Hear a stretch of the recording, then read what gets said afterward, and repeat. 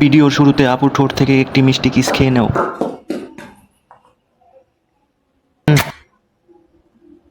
তো কিসটি খেতে কেমন লাগলো কমেন্টে জানাও। और अभी तो रुको, क्लाइमैक्स अभी बाकी है। এই সৌরি টয়লেটে বসে কি বলে শোনো।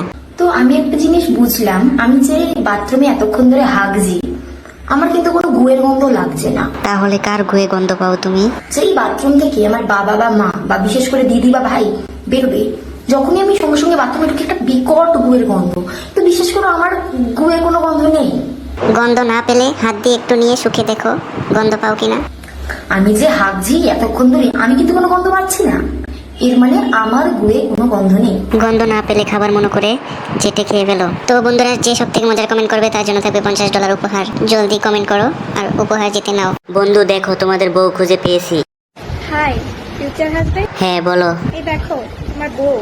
বলেন কি, আমার শরম করে। তো বন্ধুরা, তোমরা কে কে বউকে খাটে নিতে চাও কমেন্ট করো। और अभी तो रुको, क्लाइमैक्स अभी बाकी है। তো বন্ধুরা, ভয় পেও না, শেষে মজা আছে।